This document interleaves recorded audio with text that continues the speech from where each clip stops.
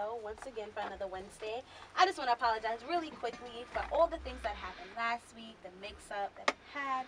But you already know Mix-Up and Blood Love is back again for another week of poppiness. So right now, in the studio, I have a second host with me for today. It's a surprise host. I hope y'all know the voice. Yeah, I know. And he got a big old ratchet mouth. The biggest, ratchetest mouth ever. It's China. Bro, man from the fifth floor was rocking. And you know my other co-host, Mighty Joe Young, will be on his way here in just a few. But you guys know already what the rundown is. We got DJ Bam Bam on the ones and twos, Club Bully DJs behind him like always. We got the crew in the studio. We got a couple of guests for y'all today, but I'm not going to introduce them quite yet. I'm going to let them introduce themselves. But for right now, sit back, relax, and listen to some hip-hop, rap, and R&B music. And we going to get this show on the road. See y'all back in a minute. Studio, as you know. And today, first up, I have R&B. Would you like to be called R&B? Yeah? Yeah, R&B soul hip hop. Okay, well there you go. R&B soul hip hop artist with us today. So go ahead and introduce yourself to the people.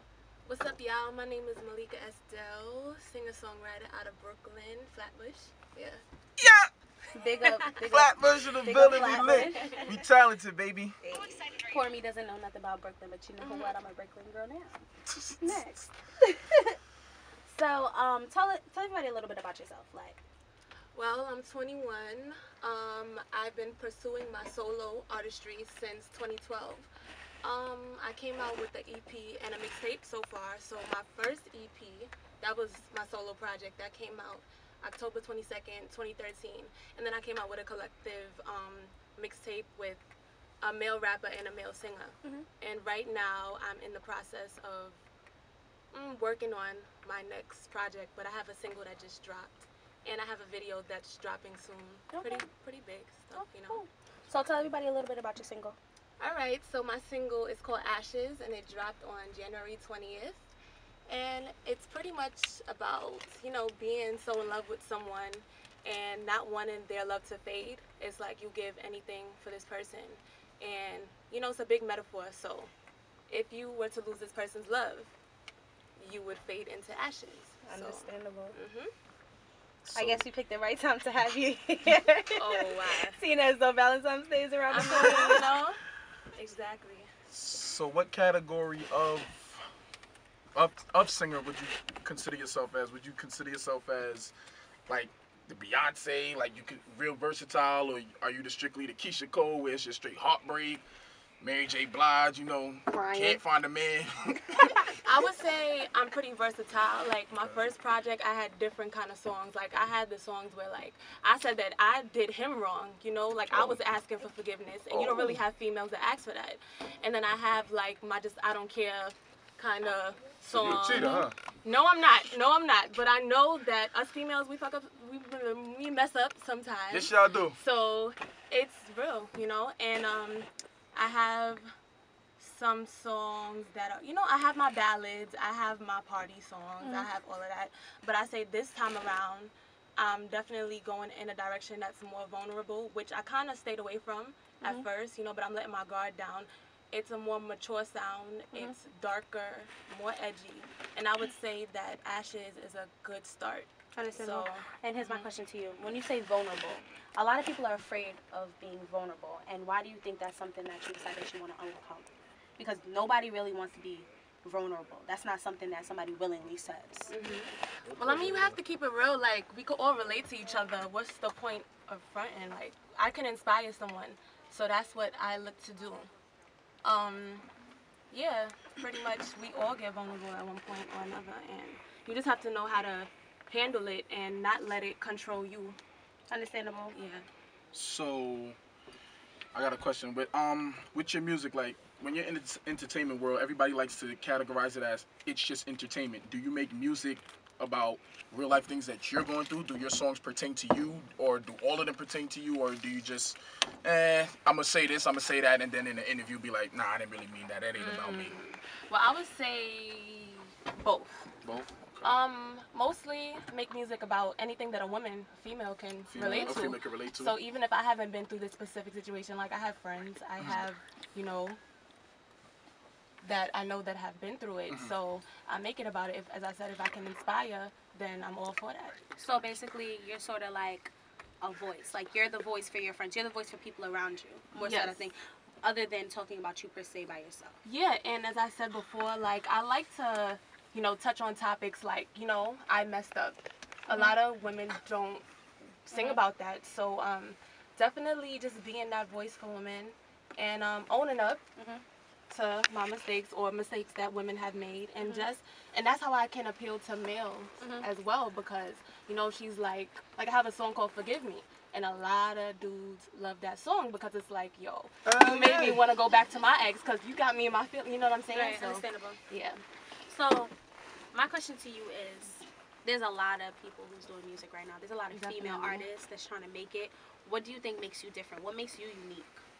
What makes me unique is I would definitely have to say I'm comfortable with myself.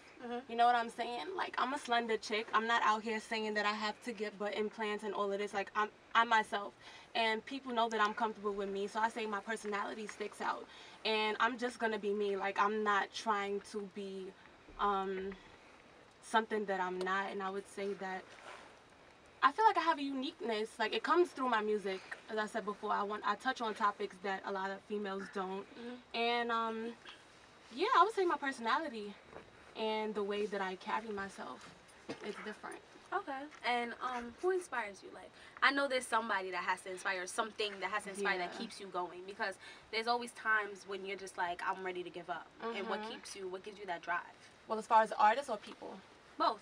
Artists, people, whoever. Well, I'll start with artists. So I get inspired from old and new. So let's say old. I get inspired by Gladys Knight, Anita Baker, then keep going, Whitney Houston, Mariah Carey, Aaliyah. Love Aaliyah. She's like my number one. I get inspired by so much, and I feel like I can pick apart and take sounds from different people. And that I went to performing arts high school, actually, and I got inspired by being around so many other artists. It taught me how to be a competitive person, but in a good way. You know what I mean? It taught me just how to build myself. You're just around so many people that inspire you, so I would say that inspires me. And just family and friends, like, a lot of people really support me, so they are my drive and my motivation to keep going. And of course my support is in my fans, because it's like they really get it, and they really, even sometimes when I feel like I'm lacking, they're there, you know what I'm saying? Just reading the comments and just hearing people say, yo, that song really touched me and I can relate to it, that's what keeps me going.